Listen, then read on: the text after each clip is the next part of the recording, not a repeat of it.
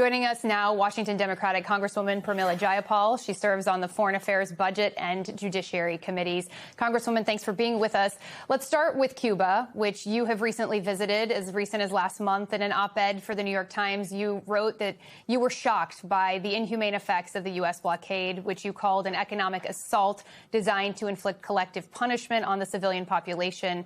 How do you view the fact that Ratcliffe is now in Cuba? Well, I think I've been calling for an actual set of negotiations to occur between our two countries. I think that is the only way forward. And I think the fact that Ratcliffe is there is a good sign in that there are high-level talks occurring. Now, what happened in those conversations, I don't know. I don't think this is going to be a situation where we can or should bully our way in by essentially assaulting the economic infrastructure that kills millions of civilians in Cuba. I was shocked by what I saw: babies dying in NICUs, just a complete stop of all economic activity in Cuba, no food for people. I mean, this is a humanitarian crisis just 90 miles south of our border. So if the two countries can come in with a list of the demands, I think that is the only way forward, not an embargo that is now the longest running embargo in U.S. history against Cuba, combined with a fuel blockade now that is punishing the Cuban people.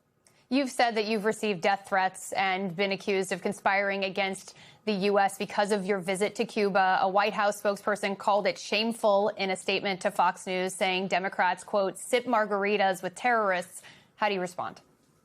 Well, it's just absurd. I went as part of my official duty as a member of Congress to look at the impacts of U.S. foreign policy on other countries. And I went to Cuba and I met with ambassadors of other countries there who very much wanted us to hear the perspective that they have, just as we would have heard the perspective of a number of people across the political spectrum in Cuba. The State Department refused to allow us to meet with our own embassy folks in Cuba. How ridiculous is that? We have authority over foreign affairs in Congress. It's my duty to go and speak with people. I'm working on legislation as we speak to actually address some of the negative foreign policy impacts and to make sure that we have a diplomatic relationship with Cuba that allows Americans to benefit from that relationship, whether it's around agricultural products being traded out of our states, including red states in the United States, whether it's having access to successful Alzheimer's treatments that the Cuban public health system has developed, or whether it's around tourism and travel for us to be able to go back and forth between our two very physically close, proximately close countries. On another front, President Trump is on his way back from China right now. This morning, he was non-committal about going forward with an arms package for Taiwan. There's been bipartisan support for this deal, as you well know. Are you concerned that the president may back out? I am very concerned because I also don't know what's in it for him. We have seen unprecedented corruption from this president, from this administration. And I don't know what is part of these negotiations. On whose behalf is he negotiating? Is it for the benefit of the United States and our relationship with China, with Taiwan, or is it so that he can get more golf courses and more luxury hotels across China? And so I think that this is a serious concern. I know that Elon Musk was with him there. I just don't understand what exactly we're trying to achieve. And I worry once again that we are going to plunge us into another crisis of our own making. That has been what Donald Trump has done, whether in Iran or whether right here at home. Today, top Army officials are testifying on the Hill about their 2027 budget request, as the Pentagon has yet to provide a firm price tag for the war in Iran. The estimate that they've given so far is around $29 billion. That's up from $25 billion earlier. Yesterday, another war powers resolution failed in the House, the deciding vote coming from a single Democrat. What comes next in your mind, and will you vote for the $1.5 trillion Pentagon budget request and the supplemental for the war?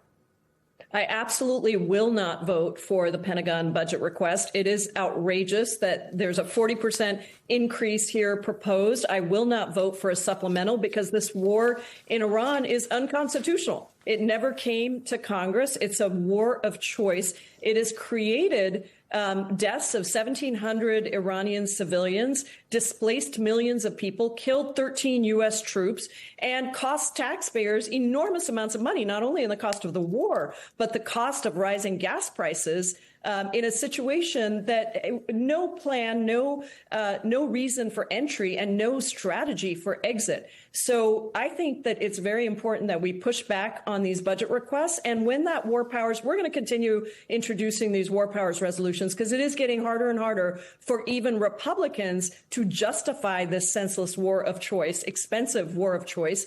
That's why you see more and more Republicans coming over, both in the House and the Senate. Both these votes in the House and the Senate were tied. We will introduce, I've already introduced another war powers resolution. Many of us have. We will keep putting these up for a vote to put Republicans on record until they realize that they need to step up, assert our constitutional authorities, and stand up for the American people.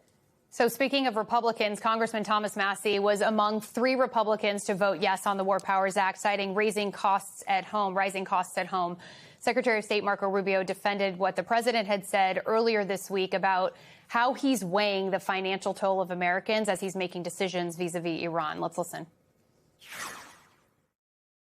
As the president was leaving for China, did he make a mistake when he told a reporter that America's financial situation isn't playing, quote, even a little bit of a role in his motivations to make a deal with Iran? No, I think what the president is claiming is that Iran's not going to use that as leverage against us. Doesn't that sound out of touch, though? And I think what the president's making clear is if the Iranians think that they are going to, use our domestic politics to pressure him into a bad deal, that's not going to happen. Does Marco Rubio have a point there? What's your response? No. Marco Rubio is a loyalist who's going to say anything to please Donald Trump. But the fact is, Donald Trump doesn't care about the financial situation of Americans. That's what he said. That's what we see in every single action as he stripped healthcare away from tens of millions of Americans. He's driven gas prices up to record highs. Consumer sentiment is at record lows. And he's telling us there's no money for healthcare or childcare, but he's spending $29 billion at minimum on this war of choice, illegal war of choice in Iran. So we know where Donald Trump's priorities are. They're with the billionaire buddies. They're with his $1 billion ballroom request that he put into this budget reconciliation deal. He's even just gotten a $1.7 billion slush fund to protect the insurrectionists from January 6th who were convicted and then he pardoned. This is stunning corruption on every level and lack of care for the millions of Americans who are suffering across this country.